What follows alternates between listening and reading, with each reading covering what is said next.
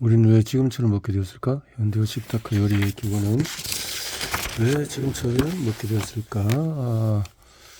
자, 나는 처음 아르바이트를 하면서 첫 음식을 이렇게 먹을 때에 단골 가게에서 칵테일, 작가 요리 등등 이런 것을 먹었다라는 건데요. 일본 식탁 백년사를 보면 1917년에 되어 있는데 쇼와 초기 등등 봉급자가 있고 그런 때에 기름으로 볶자 이런 영향을 가진 요리를 했다. 그래서 시간 절약형 요리가 혁명을 이루었다. 세상에는 수고를 들이면 들을수록 마음이 담기다고 믿는 사람이 많습니다. 더구나 그런 사람은 옛날 방식이나 절차를 무작정 고집하고 합리화나 간소화에 눈살을 찌푸린다. 무작정 수고를 들여서 정성을 담은 요리에서 시간 절약형 요리로 흐름을 결정적으로 바꾼 사람은 소그름 없는 요리도 맛있다. 가정 요리 우리의 변찬을 한다. 시간 절약형 음식이란 거죠. 농경도 식문학 특히 음식과 전쟁은 서로 긴밀히 연결되어 있습니다. 모든 동물은 먹이를 두고 서로 싸웁니다. 일본 환경성이 발표한 일본 식품 폐기물 및 식품 손실 발생이 엄청나다. 600만 톤이라고? 그 삼각 김밥이 먹고 싶다는 메모를 남기고 굶어 죽은 채 발견했다는 뉴스는 여전히 충격으로 남아있다. 아사. 요리를 못하는 현대인 미식가로 알려진 불이야. 미식 예찬. 이렇게 곱게 먹고 먹는 음식에 대해서 부모와의 추억이 깃든 음식이 맥도날드 본인 여성부터 아이를 영양구적으로 만든 워킹맘까지 요리의 질이 겁먹고 주방 칼들기를 두려워한 어른들이 단 6개월 만에 주방에 설 수 있도록 도와줍니다. 또 등등등등 이렇게 간단하게 만들면 되는데요. 인스턴트에 빠져서 몸을 건강을 해칠 필요가 없는데 함께 만드는 요리 교실은 요리를 통해서 밥 짓는 일은 옛날처럼 부뚜막에서 장작불을 떼는 것에서부터 시작합니다. 한 솥에 200인분의 밥을 짓는데 실패하면 200명이 탄밥을 먹어야 하는 긴장감이 넘친다는 거죠. 맛있다의 기준은 뭘까? 맛있다의 기준은 나름대로의 언어하지 못하면 답하기가 쉽지 않습니다. 둘째는 단순한 식사는 선택 대상이 되기가 어렵다는 것이고, 셋째로 애초에 그 식사가 맛있었던 이유를 고집고, 넷째 산을 앞에서 이름을 얽히고 발표하기 때문에 주변 사람을 의식한 채 대답하기 쉽습니다. 후지하라 다스씨는 그때까지 봐준 학생들의 답변을 집계해서 맛있었던 음식에는 3가지 유형이 있다고. 이 책을 읽으면 나도 지금까지 먹어본 중에서 가장 맛있던 음식을 생각해 보았고 할머니의 달걀말이를 골랐습니다. 인간이 느끼는 5가지 미각은 한편 패스트푸드나 화학조미료를 이용한 음식처럼 2000년 마이애미 대학 연구팀은 감칠맛 수용체에 대해서 역사를 거슬러 가면 인간은 5가지 미각 참나. 유인은 무엇을 먹고 사람이 되었나? 맛이 있든 없든 인간은 살기 위해서 먹어야 합니다. 계속 음식을 섭취 않으면 생명이 위태로워집니다. 인간 이외의 영장류는 대체로 음식을 그 자리에서 바로 먹습니다. 왜냐하면 날 것을 먹고서 흡수하는 데에는 시간이 걸리기 때문입니다. 리처드 랭엄은 탄자니아 침팬지가 하루 6시간 이상 음식을 씹는다고 보고합니다. 씹어서 저작 활동이 필요하다는 거죠. 음식은 열을 가하면 무르고 부드러워집니다. 화력을 이용해서 열을 가하면 복잡한 탄수화물을 분해하여 단백질을 더 소화하기 쉬운 상태로 바꿀 수 있습니다. 즉 인간은 요리한 음식을 먹음으로써 하루에 필요한 칼로리를 섭취하는 데 들어가는 생물학적인 저작 활동 시간에서 해방된 것입니다. 그 요리는 음식의 안전성을 높이고 독소를 낮추며 부피를 줄여줍니다. 게다가 요리는 인간의 몸이 음식으로 섭취할 수 있는 에너지를 확대했습니다.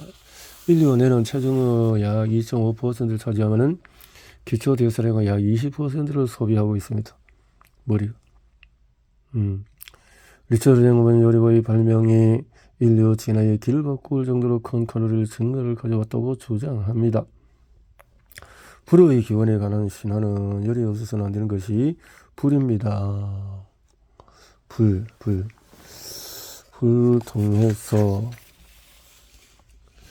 프로메테우스는 좋은 고기를 달라고 하는 제우스에게 아무쪼록 원하는 고기를 고르라고 재촉하여 제우스 스스로 고기를 선택하고 만들고 제우스는 지방으로 가공된 뼈를 선택했고 이후에 신에게 동물을 바칠 때의 규범이 결정됩니다. 최상의 고기는 인간이 취하고 뼈는 신에게 바치게 된 것입니다. 프로테우스에게 쏘은 제우스는 경노했습니다. 그는 우선 사람에게서 불을 빼앗아서 고기를 구울 수 없도록 했습니다. 그러자 프로메테우스는 1000개의 불을 훔쳐서 인간에게 보냈고 제우스는 그 보복으로 프로메테우스를 바위에 묶고 독수리가 그의 간을 쪄먹게 합니다. 몇 번을 읽어도 흥미진진한 신화인데 현대에도 이러한 신화적인 세계의 이상을 자연과 인간 문화의 중재로 재해석한 인류학자가 있습니다. 바로 구조주의자로 알려진 클로드 레비스트로스입니다. 장된 신화학 시리즈의 각 권의 부제는 날 것과 익힌 것, 꿀에서 제가지, 식사, 예절, 기원 등 음식과의 관련성이 강하게 드러납니다. 산업혁명을 떠받친 위대한 빵, 흰빵. 불로 가열하면 음식물은 여러 가지 변화를 겪게 됩니다. 열은 단백질을 변성시킵니다. 전구는 열로 부피가 늘어나고 점성이 생겨서 풀처럼 끈적끈적하게 됩니다. 콜라겐에 시간을 들여서 열을 가하면 부드럽고 소화가 잘 되는 젤라틴으로 바뀝니다. 한마디로 열을 가하면 음식물을 맛있고 쉽게 먹을 수 있습니다. 미국 전역에서 100만 부 넘게 팔린 베스트셀러 잡식 동물의 딜레마 2007의 저자 마이클 폴라는 리처드 랭엄의 요리설에 공명했습니다. 마이클 폴라는 인간은 요리 없이는 존재할 수 없다고 말하면서도 오늘날 요리의 쇠퇴는 우리에게 중대한 영향을 초래할 것이며 실제로 그 영향이 미치고 있다고 이야기합니다. 마이클 폴라는 요리 자체를 식용재료를 영양가 있는 매력적인 음식으로 바꾸는 모든 기술로 폭넓게 정의하고 굽기와 삶기, 반굽기, 발효의 기술을 자연의 사요 원소인 불가물, 공기, 흙에 빗대어서 터득합니다. 먹이사슬 생태계 피라미드를 한 단계 올라갈 때마다 식량 에너지의 90%는 손실된다고 합니다. 마이클 폴라의 분석에 따르면 그 답의 하나가 밀입니다. 게다가 밀가루와 자본주의 경제에는 맞물려 있습니다. 가공식품의 소비 기간은 왜 길까? 많은 사람이 그랬던 것은 나도 진심으로 믿었다. 그래서 아나스타스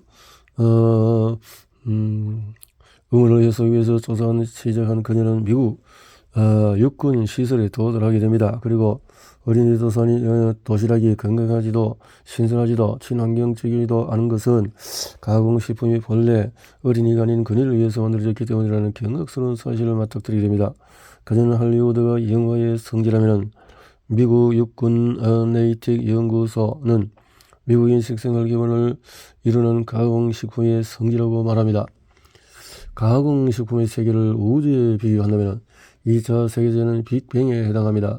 이 우주의 태양에 해당하는 것이 네이틱 연구소. 이곳에서 새로운 과학적인 개념과 주요 획기적인 신기술이 많이 탄생했고 그 성과는 마치 아침에 마시는 커피로부터 야식을 먹는 여기까지 제조에 이용되고 있다.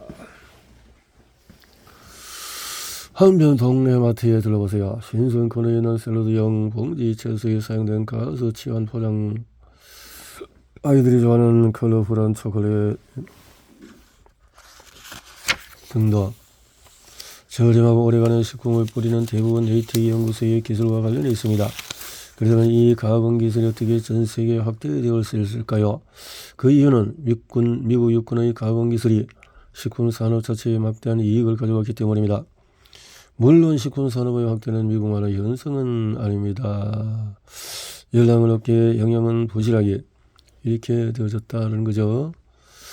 마이클 폴란이 자신의 저서에서 밝히듯이 요리에 소비하는 시간과 건강은 정말 연결되어 있습니다. 아나스타스 마그드 살세도는 지금 내가 가족을 위해서 요리할 경우 아마도 식탁이 차리는 것은 그 전부는 아니더라도 적어도 절반은 어떤 형태로든 가공이 끝난 상태라고 책에 쓰고 있습니다. 가공식품을 배후에는 작은 도시 하나의 인구에 상당할 정도의 식품과학자와 기술자가 관련되어 있습니다. 다음은 미국 여권의 기술이 결코 악은 아니라고 말합니다. 나는 가공식품 덕분에 전에 없던 자유를 얻었다며 고마움을 표하기도 합니다. 한 숟갈에 버무려진 문명, 고기를 굽거나 물로 끓여서 육수를 내거나 빵을 굽거나 가공식품을 전자레인지에 데우는 것을 포함해서 요리는 음악에도 인간의 역사를 반영합니다. 그 요리를 궁극과 최고라는 두 가지 정점에서 묻는 하나가 있습니다. 그 중에서 깊은 사색을 불러일으킨 변화, 카레란 뭘까? 카레. 일본 국민의 음식 형대 설명으로 꼽히는 라멘과 카레는 둘 다 외국에서 기원한 요리입니다. 라멘은 제2차 세계대전 후에 귀향한 병사들이 포장마차를 운영하며 일본 각지에서 발전했습니다. 반면에 카레는 근대 요리의 정석이 되어서 전국적으로 퍼졌습니다. 인도 카레는 다양한 이외국 문화가 융합되어 탄생의 요리입니다. 인도 카레에 큰 영향을 끼친 역사적인 사건은 두 가지가 있습니다. 일본에는 카레가 영국에서 온 서양 음식으로 처음 상륙했지만 맛있다 싸다 빠르다는 마법의 언어, 맛있다 싸다 빠르다는 현대인의 위장 주머니를 채우는 마법의 말이다. 간단한 음식과 시간제를 격렬히 의존하는 것은 일본뿐 아니라 전 세계에 진행하고 있습니다. 나트와 달걀, 삶은 수박에 들어있었고 오자즈케 김을 뿌린 간단한 요리, 이런 것으로 잘 만든 요리의 김이 다 빠지기도 전에 맛있다라는 말을 내뱉는 기쁨은 무엇과도 바꿀 수 없는 행복한 시간입니다. 맛있는 음식이야말로 삶의 원동력이니까요. 무엇을 더 맛있다고 느끼고 그것에 대해서 말할 때 그것은 그 말하는 일을 설명하는 것과 같습니다. 우리의 삶에 정답은 없지만은 사람과 사람 사이에도 각각의 맛있는 맛이 부딪히고 교차하며 행복한 대화가 이루어집니다. 우리는 단순히 맛있는 것을 먹고 싶어서가 아니라 생존을 위해서 맛은 인생을 사는 데 필요한 치료입니다. 맛. 6장에서 느슨하게 조금씩 행복해지는 기술, 명상 안에 그리고 자연에 대해서 어느 날 친구가 전화하다가 명상에 대해서 마인드풀리스는 흔히 마음 챙김으로 번역되는 마인드풀리스 명상은 원래 부타에서 유래한 원시 불교의 기원을 두고 미국을 경유한 명상입니다. 명상에 대해서 21세기의 유행병, 세계보건기구는 스트레스를 21세기 유행병이라고 칭했습니다. 2030에는 우울증이 세계에서 가장 사회적인 손실을 낳는 질병이라고 경고했습니다. 물론 스트레스는 직장인만의 이야기는 아닙니다. 수험생이나 등등등 모든 일에 스트레스를 받는 삶이라는 거죠. 자, 이렇게 해서 인생에 참고로 스트레스 일으키는 질병이란 우울증 외에도 심근경색, 암과 같은 병에서 감기나 두드러기, 알레르기 위험, 외계 양심이 생긴 폐색 전증, 당뇨병 등 다양합니다. 나는 386점이라는 아주 높은 점수가 나왔는데 386점. 모피어스의 빨간 약은 WHO에 의하면 미국의 산업의 스트레스로 입는 손해는 매년 약 37억 달러라고. 스트레스에서 해결되는 삶을 살아보자 라는 거죠. 심리학자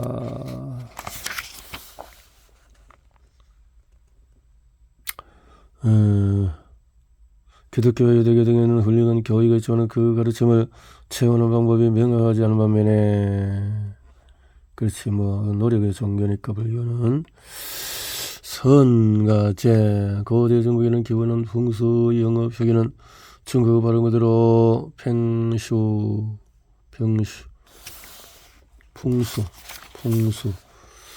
이라는 거지. 풍수.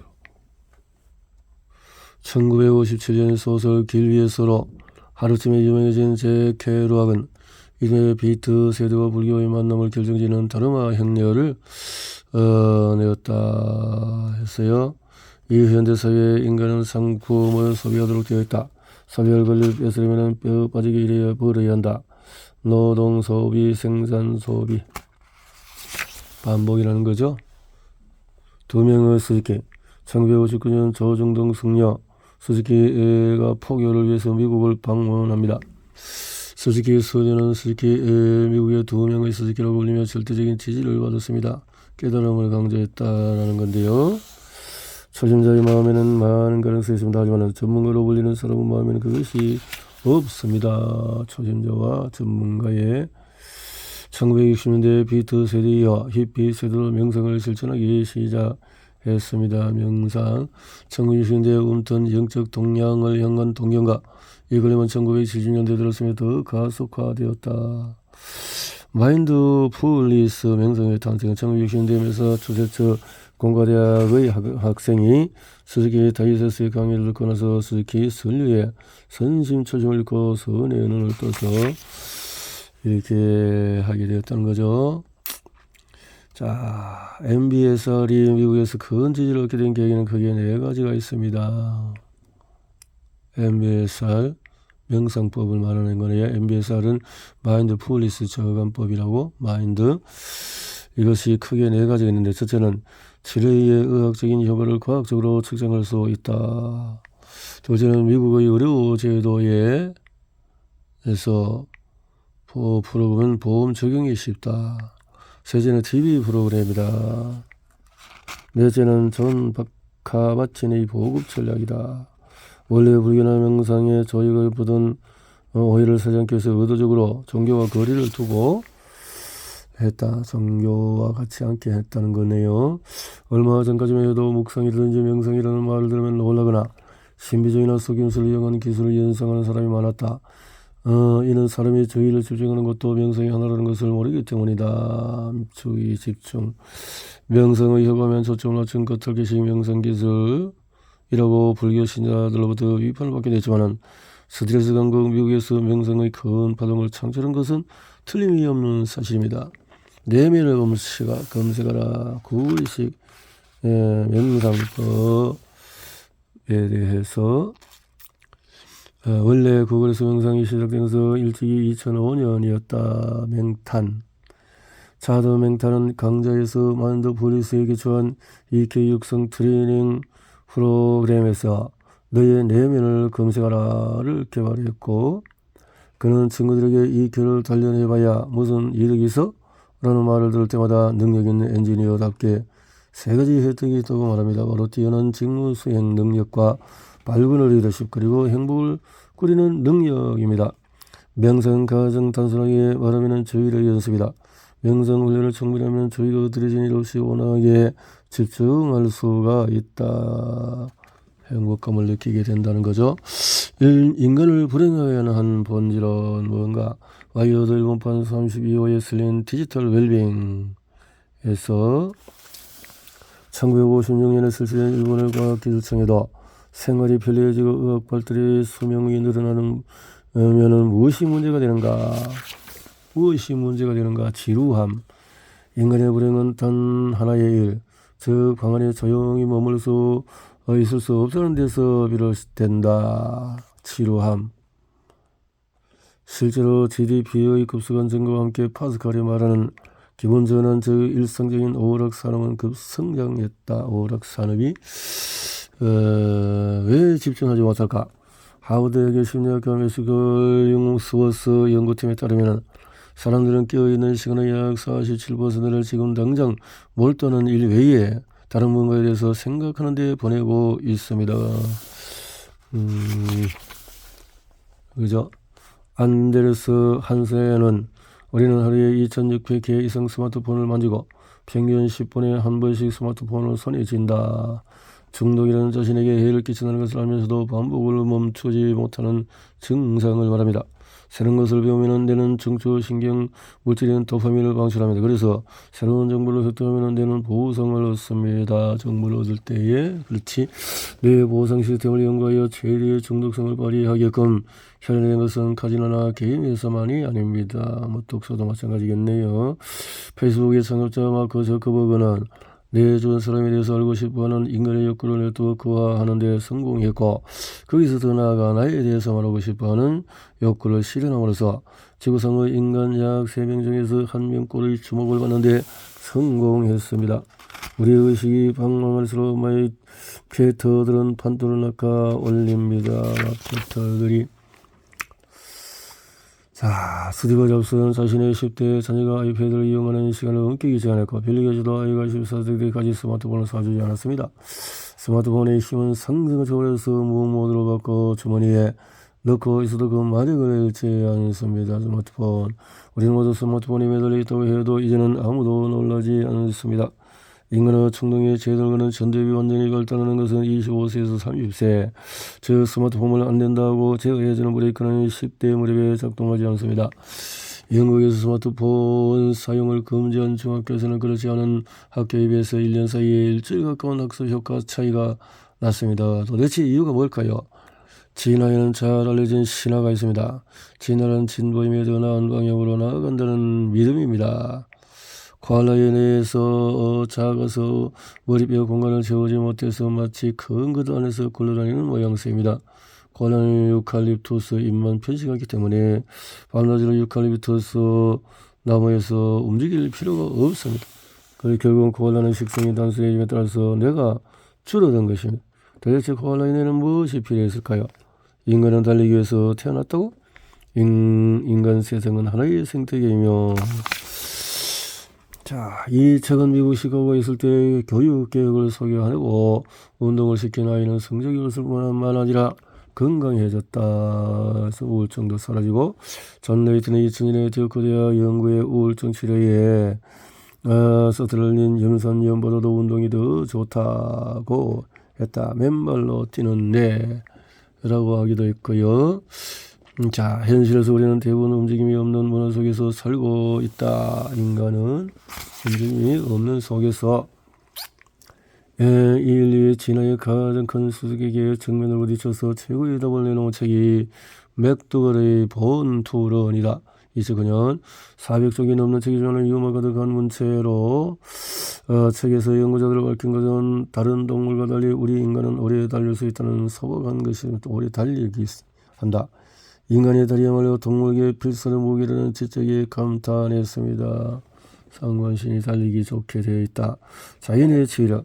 이 진화의 완전 범죄의 연구자들은 어떻게 도전했는지부터 우리는 2004년에 열린 뉴욕시 마라톤 결과를 알아보고 연령별 기록했는데 19세를 시작으로 러너들은 점점 빨라져서 27세의 절정을 이룬 것을 알았다.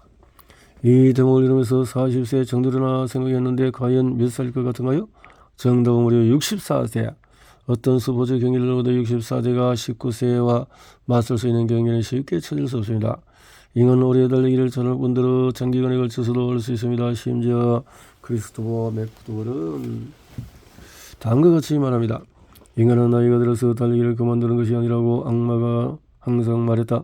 달리기를 그만두기 때문에 나이를 먹는 것이다. 달리기를 그만두기 때문에 그래서 계속 달리라, 운동해라, 움직이라 그 말이네요. 과부하와 스트레스를 가져가는 현대를 살아가면 지금 여기에 집중해서 불안과 부정적인 감정을 떨쳐내는 마인드풀리스의 명상과 또 마음의 운동이 필요합니다. 존 레이트가 맨발로 뛰는 데에서 확인해 준 것처럼 운동뿐만 아니라 마인드풀리스 식사, 수면, 생각, 삶의 방식은 모두 연결되어 있어서 우리의 건강과 행복에 큰 영향을 미칩니다. 운동하시는 내 본투런 자연이 마음을 살린다 등등.